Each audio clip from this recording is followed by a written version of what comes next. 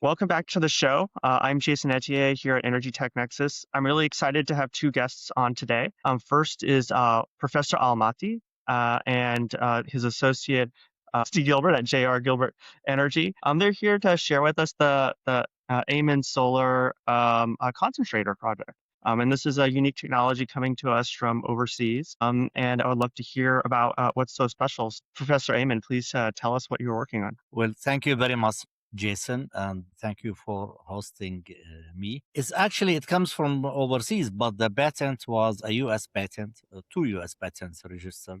So it's not totally foreign to the US. It's referred to as ASC, was called by the chairman of the Master Institute in the Emirates, Professor Nicolas Calvet. This is a new fifth generation of solar concentrator that solves all the last issues with the solar energy, with the storage that was in the last 100. All of the innovations in this 100 years were incremental, a little bit addition to the basic concept. There was no conceptual system in the way that we have created. The reason comes is because I actually came from out of the box. I am an outsider in the form. I am originally an aeronautical engineer. I get my master's and PhD from Virginia Tech and worked a little bit in NASA as an aerodynamics. So I am very strong in mathematics. Then I went back home in Jordan.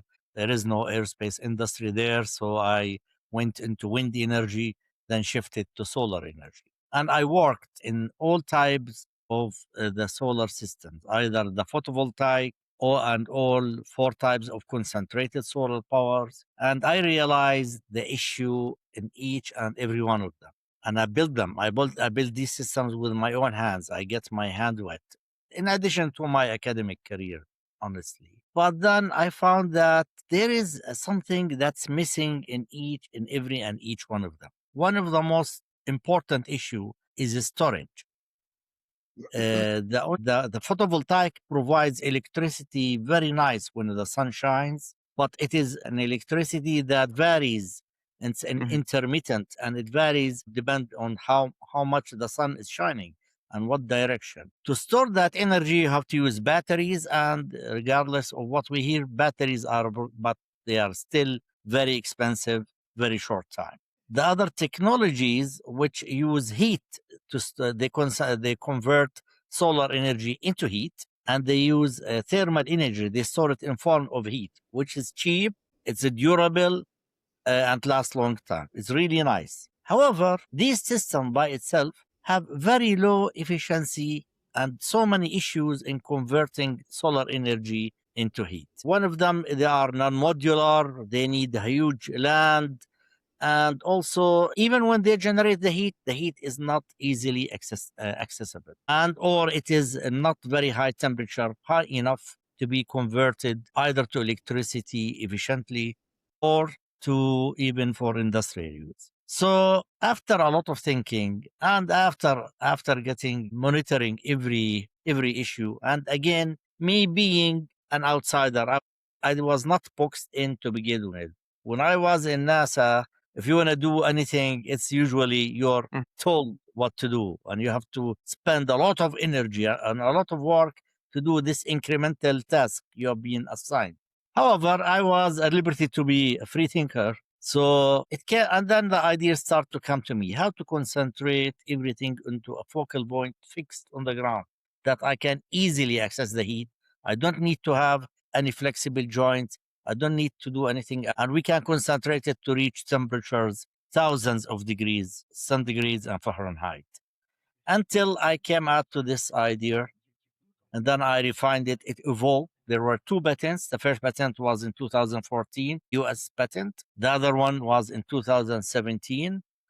And then these patents are registered in 150 countries worldwide. Oh, wow.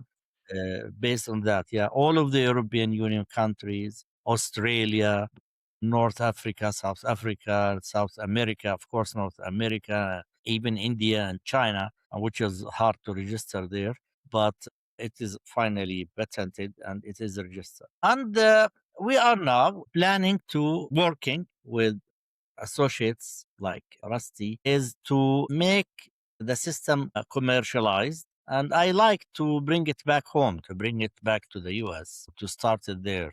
And I visited Houston last August, and then I found that that is a very suitable place to start with. It's Texas is a very sunny, and Houston is sunny enough, and I Hmm. like it there. So we are considering that very seriously. We are working. We have built a commercial scale pilot, tested, verified by the German TOV, and also we are working with NREL to verify it there in the US. And it's been reviewed by so many international institutes, including in the US and outside the US.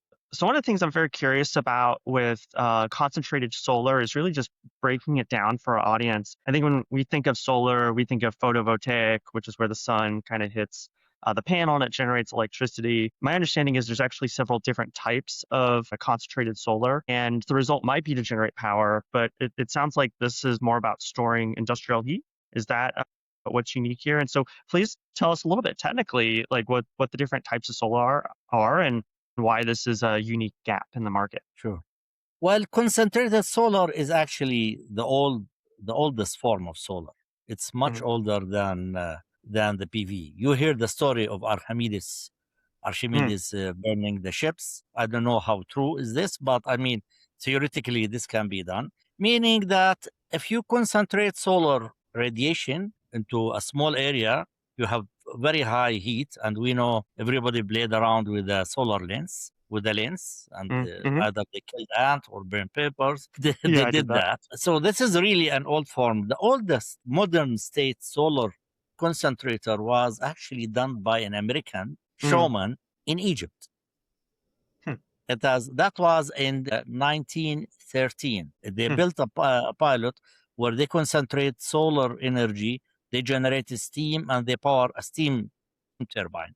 They use a technology called parabolic trough, which is like, this is like a trough. What happened is that Instead of a dish, it's like a long along parabolic, and then you can run like water along it. Is that how exactly a through truck works? Okay, through pipe.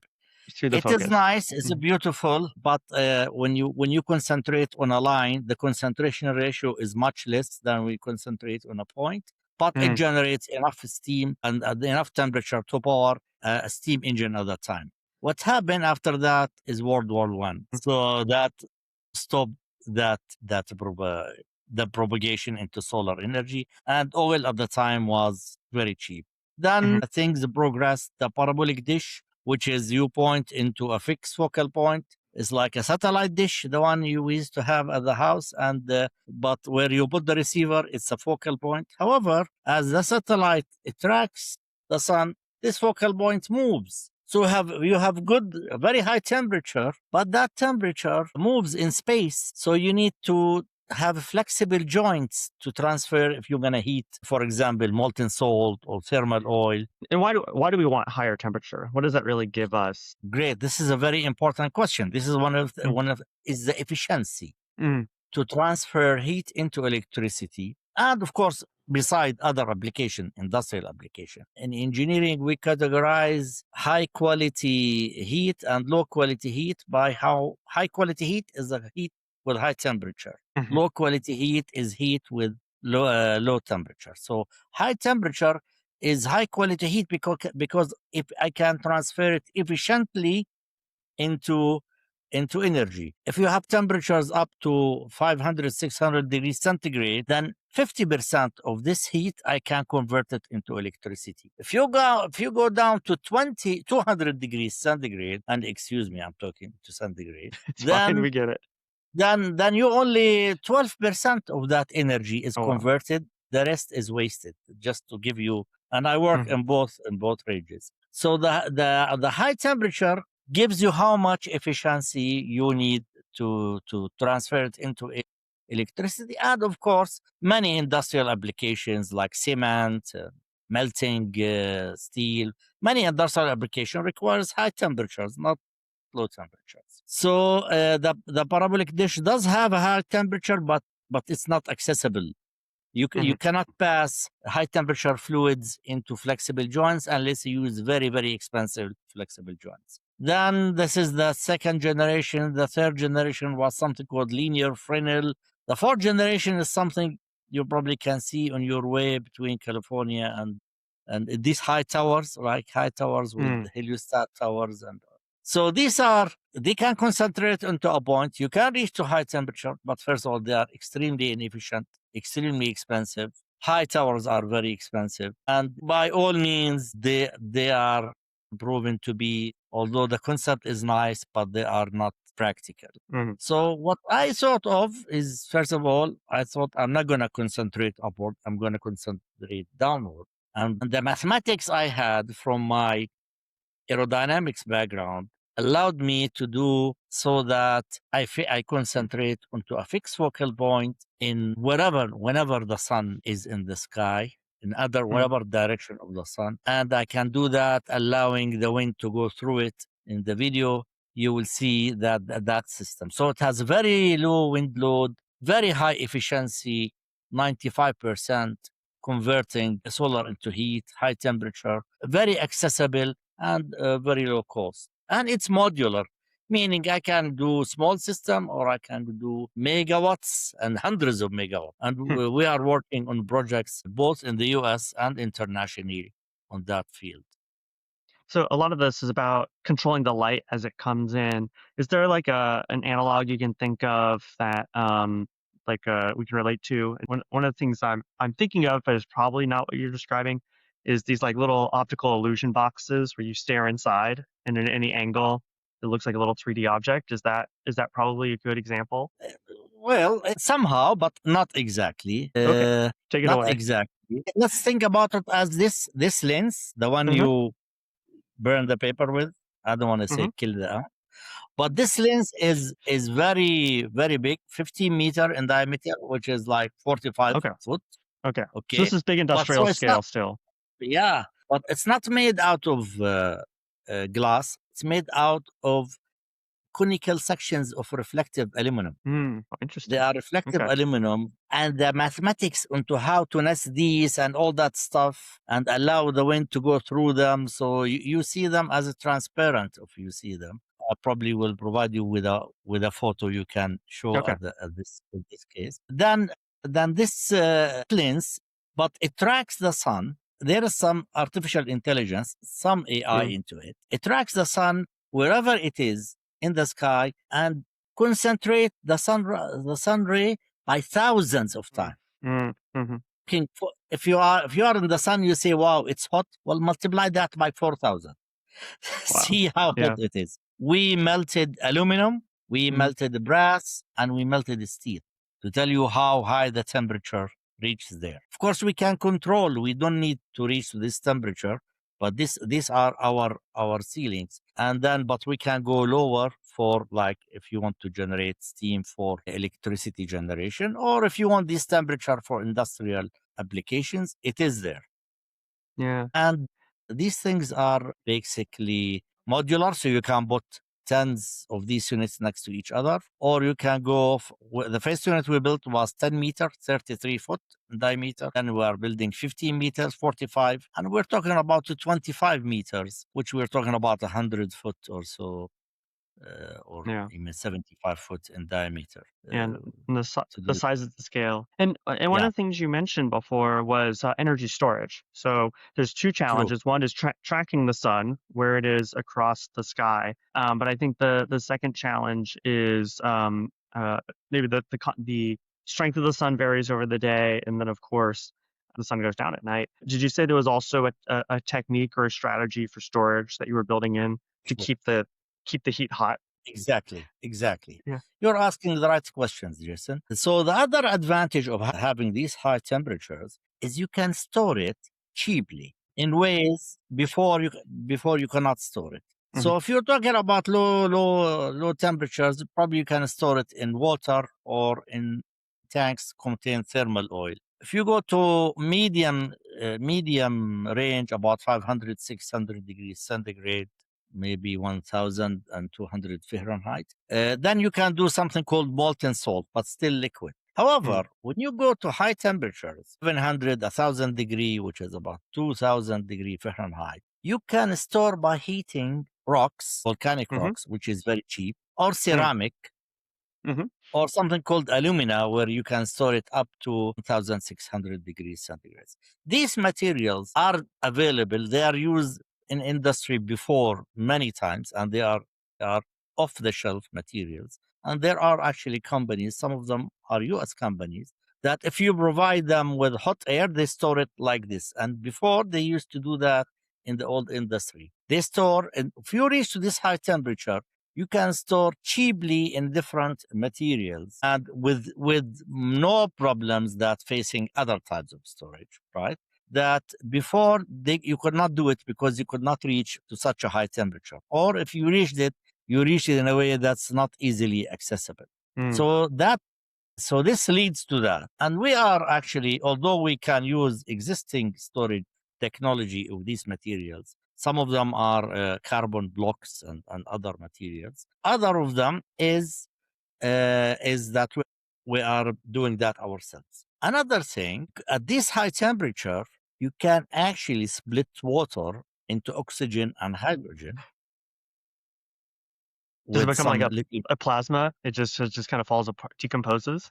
Yeah, Interesting. so there is some chemical catalyst in the middle, or Mm, if you reach to 2000 degree, they'll just split by itself. hmm, hmm, So you're creating green hydrogen by hmm. the heat directly, which is much cheaper, much more efficient than the current process of generating green hydrogen, which is by making electrolysis, generating electricity and doing that by electrolysis, which we can do also at a cheaper rate because we generate cheaper electricity. But at least with these high temperatures, you can do something called thermolysis instead of electrolysis, in which you can split that. By the way, technology like that exists in the US in the University of Central Florida. We've been communicating with some professors there. If you give them the heat, they do that and they will split water into oxygen and hydrogen. However, this is still in an R&D process, but the potential is high in that.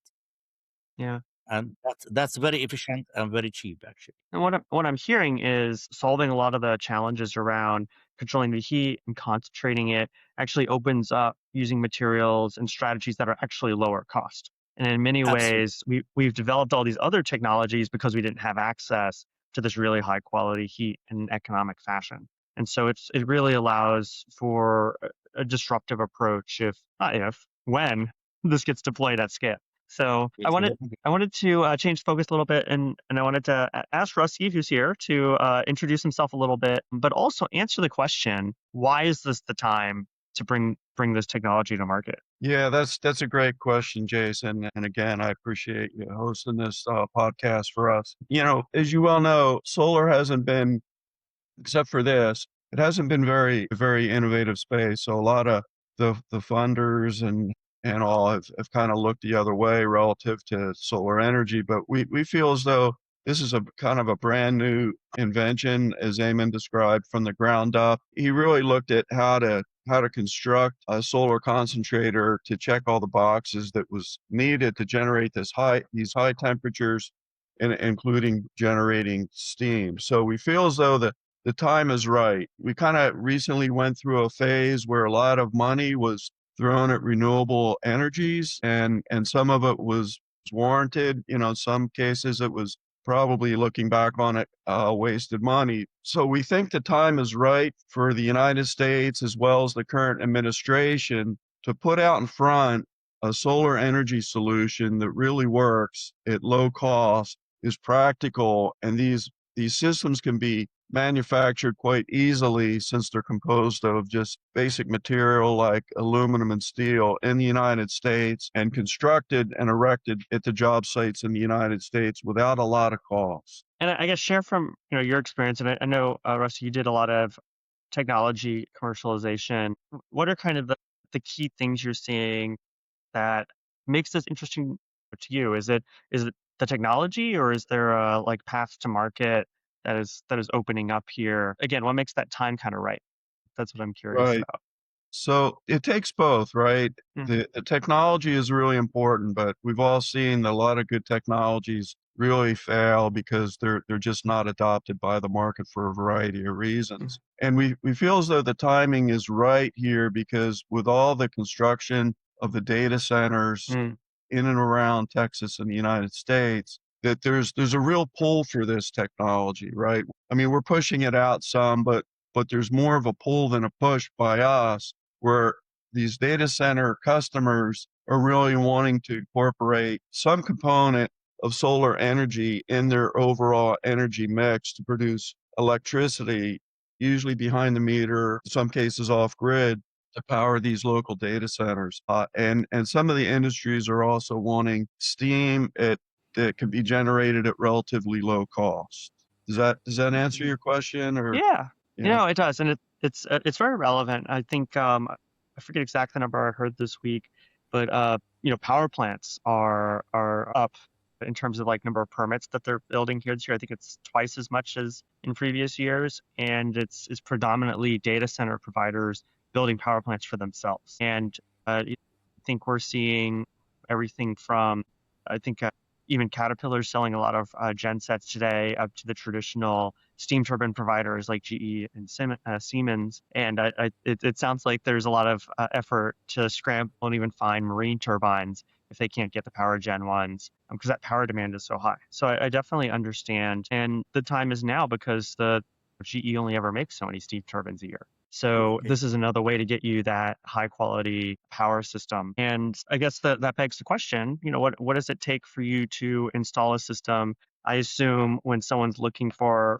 power for a data center, we're talking about like 50 megawatts at a time and up. And so what does, 100-foot lens translate to in terms of like megawatts? And I guess how many of these would we need to power a data center? That would be kind of the question. Professor Ayman, do you want to answer that question? I mean, I can, but we've got a base case of, correct me if I'm wrong, I think 6 of these units can produce approximately one megawatt. But go ahead, Professor. Yeah, sure. But first of all, may I add also that we can work with the fossil energy. We don't have to cancel it. For example, if you have a coal power plant and somehow you want to convert it into solar, you don't have to shut down the whole plant.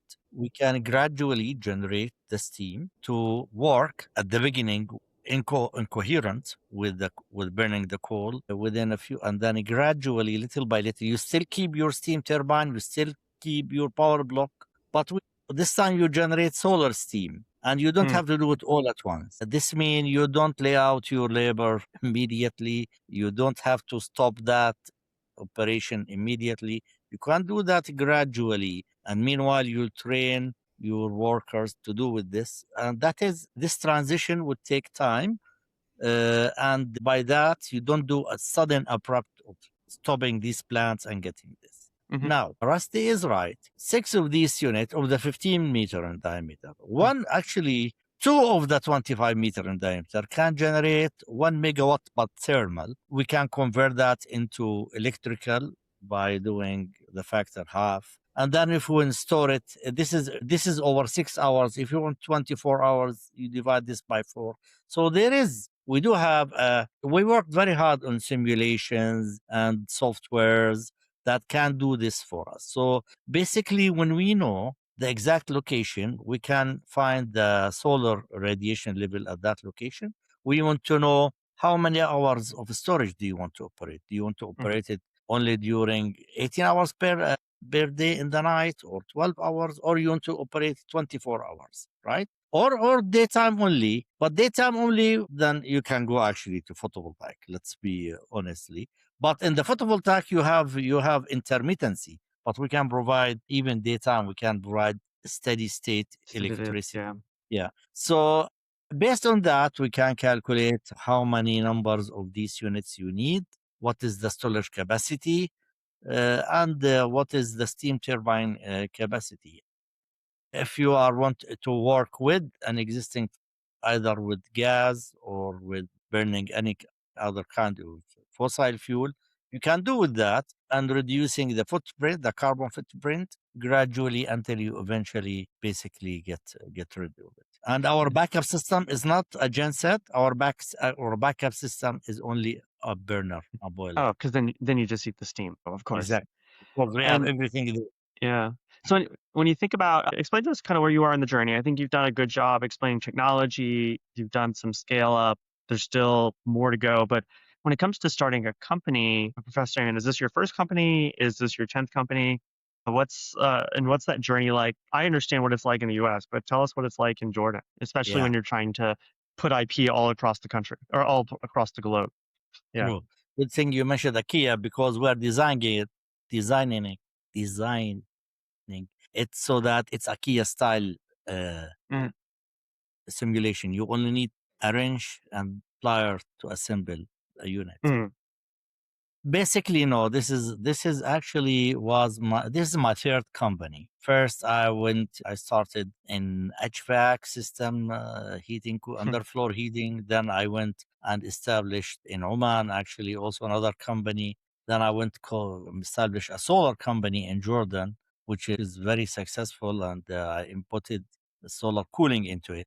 Then I established a company, an entity in the UAE, Dubai. Basically, the main goal is to develop the technology, verify it, and test it. So this company, my company there, because to get into this relationship with the solar platforms or something like that, you have to have a company there. It's easier than to do it as an individual. And also for IP protections and all that stuff. So this is actually my third company that I have established, and all of them are successful, right?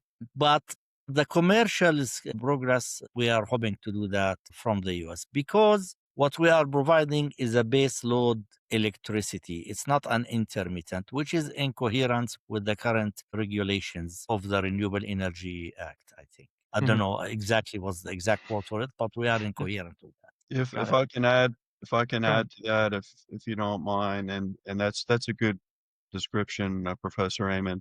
What you're not seeing on this podcast today, right, is there's a team behind us supporting Professor Amen, and we've established a team here that's based in the United States. They're a bit virtual. There's some members, of course, in Texas. I recently moved from Texas, and we're supporting Professor Amen in this commercialization and scale up. And we're in contact with various fabricators that can make these units and erect them on site, if and where they're needed.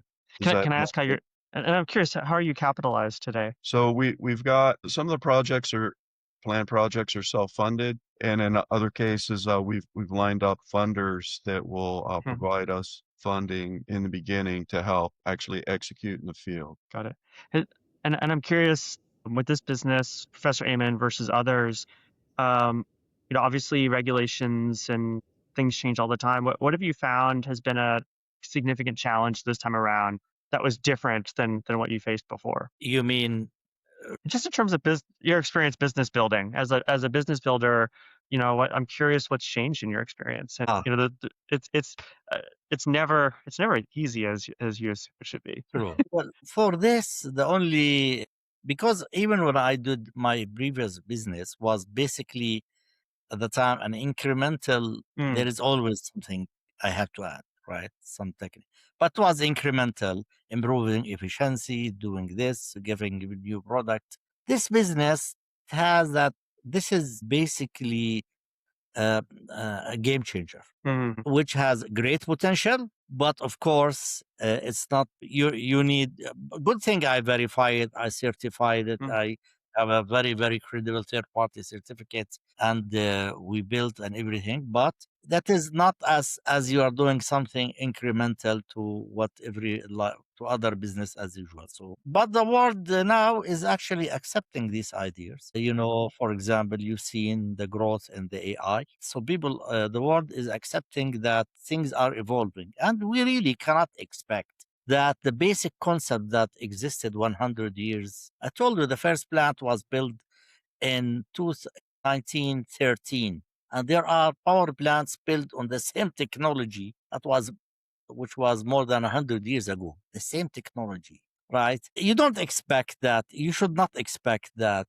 Everything evolves and everything progress, and you maintain the same thing. You have to grow. I mean, Mhm. as the market, as the business, there should be new concept, which I think, which I am sure that I brought that new concept, and that is Yeah. why it is called by others, not by me, as the fifth generation, because we have four. Now this is the This fifth is the fifth. generation.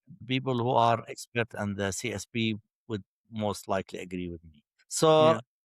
there is always challenges, but the technology by itself provide us the way and methods to overcome these challenges.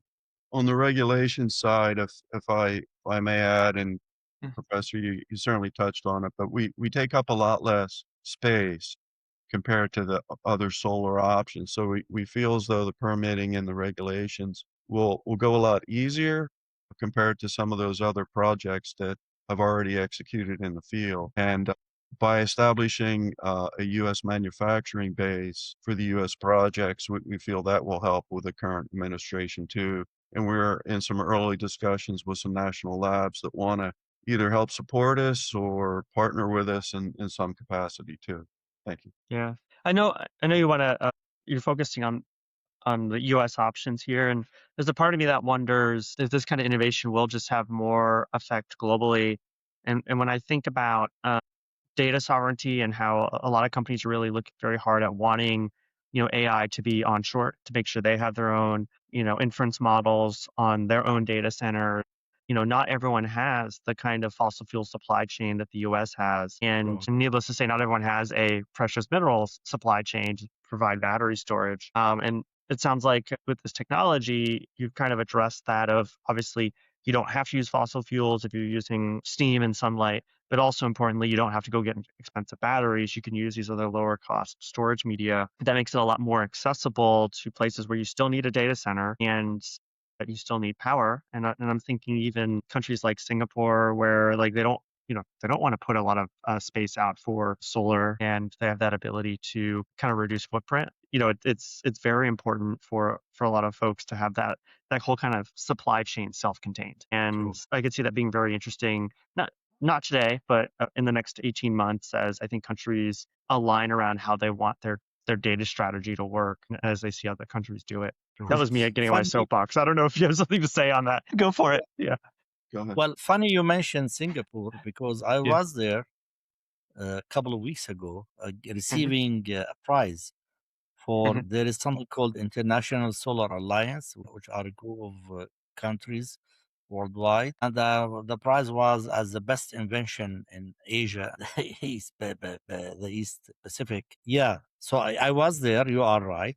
They are extremely green. Our land is one third the land Hmm. used by photovoltaic and one sixth of other CSP systems. Hmm. But we provide a very steady grid like electricity, Yeah. and we can be either off grid or on grid. So you are right mentioning that. And when you come to the data center, regardless how much and the growth rate we are seeing, regardless how much oil you have or how much fuel you have, this is a very hungry quote unquote monster. It will definitely will go and ask for more as the AI grows, even that, and that will affect the prices somehow. In addition to the other factor of having a renewable resource that is non-depleted. Hmm. If I can add to that, and we're actually pretty active internationally, Jason. You'll find, and Professor Ayman already has NDAs and MOUs signed in countries like Oman, Jordan, India, and some other places where they're planning on using our technology. And it's for a variety of uses, right? It's not just data centers. It's for industrialization. In some cases, there's an ag component or a food component, and they're finding various uses for this relatively cheap solar energy use. And over the last few weeks and even month, right, we've had good discussions with representatives in Australia that want to potentially use it for a green hydrogen project that they have going, and they feel as though our solution might actually work out better. We're trying to mature those discussions. We've had some good discussions with the country of Vietnam that wants to include us pretty soon, actually, in some high-level discussions. And also, we've been working with a representative tied to India that feels as though this would be a good solution for their industrial center. Do you want to add to that, Professor? Sure.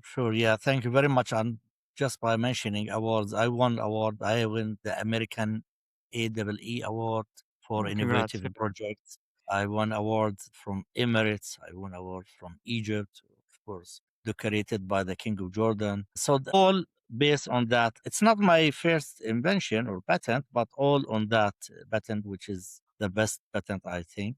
Yes, we are this technology is global. It's not actually nationalized in the certain nation. It was first patented in the US because I thought the US is the most suitable place to start it. And then I based on the US patents, two patents, I patented in the world. But it's a global and it will be great to start and launch in the US, but it's a global. It has many applications. It's good for rural areas. It's good for you can have small units powering villages in South Africa, or you can this is modular. See, you can also power data centers and off-grid units, and it has other applications, including not only electricity but also heat, agricultural applications to pump water, dry crops, and all that stuff. So many applications, which makes it an international, uh, Yeah. not specifically for other regions. Yeah. And because we concentrate solar radiation by thousands of times, even the low DNI, the low solar radiation, can work. For the feasibility might be changing, but it will work because even if you have very small solar radiation while concentrating it 4,000 times, 5,000 times, then it produces enough heat to have many applications. One of the projects for steam is for enhanced oil recoveries. We're looking at that option as well. Got it. So as I Yeah. told you, we work incoherent with fossil fuel. We are not really, we don't feel that we are rivals. We feel we work together. It's a good augmentation. So good. Well, I'm looking at this clock here.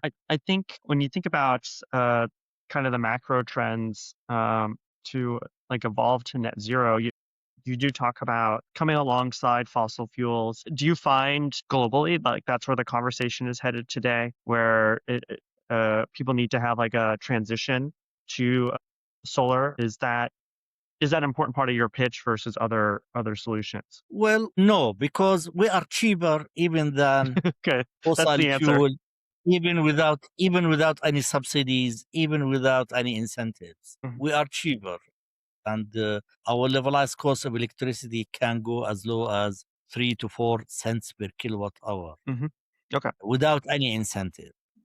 Depends, of course, on the solar. This isn't a good solar location. Again, you have to be precise to do these calculations. However, I cannot say that, yes, the oil in the world is a limited one. Maybe every time they discover new fields, so it prolongs the life. There was a theory called peak oil theory, which was done in the 1945. It tells you the oil will peak in 2012. And it did. The oil peaked at 2012. But what compensated for it is the natural gas. That compensated for this. And that's why we don't see a huge. But oil prices went up. The existing of the natural gas at least flattened the peak oil theory and did prevented the what would have been a catastrophe if oil really reached its peak production in 2010. Yeah, and yeah, obviously shale gas changed everything. But I'm curious when you think about like a solar installation, and you're planning for like 20 years of installation, right? And I think when you're planning any power plant or any big capital asset, you do need to plan for a 20 to 50-year operating life. True. I am very curious how customers are thinking about that for fossil fuel based systems. If if they're worried about maybe the ability to power their power plants in 10 and 20 years. True. Maybe it doesn't matter if you need the data center today, but I just wonder how people think about that. You are absolutely correct. One of the things we bring on the table, we are fixed cost, Fixed cost, supply. controlled The risk. only thing Yeah. we need to guarantee that the sun rises, right? Mhm. Yes. That the earth keeps rotating around the sun and it keeps rotating around itself. We provide fixed cost regardless of what's going on, wars, the supply, whatever happens, right? That is the volatility of these oil prices is something does not affect us. We don't. The sun, as long as the sun rise and the earth rotates, we can still provide you with the energy you need. Yeah, Yeah. That like that. Okay. That is important. You can plan when you do any business, especially when you're gonna spend millions and billions. You need to know what is the risk that I have to take for putting a billion now and waiting. Our lifespan is about five. It's aluminum and steel, so 50 years is not a problem. But we do the project for 30 years. Just you have 20 years extra, and at the end, it's totally recyclable. So at the end of the lifespan, unlike the Mhm. PV, you can just melt the steel and the aluminum and recycle it again. And if you don't know how to melt it, we can melt it for you. That's no offense, but in 30 to 50 years, it's not going to be either of our problems. Someone else will take on that responsibility. But Absolutely. Rusty, you were going to say something? Well, you've covered most of the points I was going to make or interject, but with the windmills, they're not really too recyclable, right? Hmm. Our systems are. When we talk to clients, yeah, they want to make sure that our system is operational over 30 years plus, right? And that really doesn't seem to be a problem with the construction of our units with the materials that we're using. And there's very low maintenance involved once they're constructed, and they should last for a long time. Our energy source is always going to be there in our human lifetime, right? The sun's always going to be there. And Professor Amon's worked this thermal system, which is already an existing known system. We've included that into our ASC solar system, concentrator system, to provide this extra thermal storage if and when you need it. And that will only probably improve with time, those type of storage systems. So we're looking at a solution that's available today, and it will probably be improved on in the future. Well, Right. as we get to the end here, I'm curious, what are your plans for the next year? Where can people find you if they want to meet you face to face? Are there any major conferences you're going to? Please tell us how people can find you. Well, first of all, you can always contact Rusty here. I am there on the net, and I will be always attending conferences either in the US. There is a conference coming in August. I will try my best to attend that, and I So, have a in which conference are you hoping to? In what city is that in? That's in Houston. We're trying to get Professor Amen to write an abstract for the APG SEG image if they have a session more on renewables and not oil Mhm. and gas. Of course, Susan Nash has said she could probably include this into the tech showcase, which would be kind of a great addition to part of that image conference in Houston in August. But if there's and others, we're open to suggestions, right? I mean, part of this podcast is to help get the word out, but we don't have it all solved or resolved. I'm trying to help there, and we're open to suggestions on conferences or trips to Houston if when needed. also joining the Energy Tech Nexus sounds a good idea. So, I think Registering Rusty, there. glad to have you on board. I think Rusty's already a member, but we're definitely happy to extend the warm welcome. And I think, we have Climate Week in September here in Houston, and then Climate Week in New York may actually be a very good place for what you're doing, primarily because you're at that stage where you're going to be doing project capital, and there's a lot of interest in that ecosystem, and even NYSERDA might have some early funds to do a demonstration plan. I'm sure that's right up your alley now, Rusty. Yeah, it it is, and again, we can always use help, right? Good. All right. So Okay. with that, I think we'll wind it up here. So thank you for Thank you very for joining much. us. Thank you very much. Thank you for your time and for your hospitality. inviting us.